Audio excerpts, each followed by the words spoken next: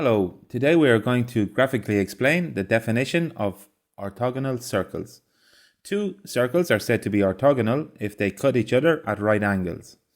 This means that the radius or radii of the circles at the intersection points A and B are perpendicular. In other words, if I join center point O1 to intersection point A and elongate this line, and also join center point O2 to intersection point A and elongate it. Also, these two lines will be perpendicular to each other, as can be seen here.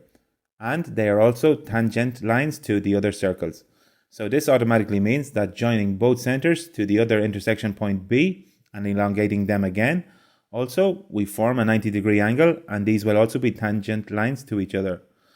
This was the graphical explanation of what orthogonal circles are. I hope this video has helped you. Please press like or subscribe to our YouTube channel. Thank you.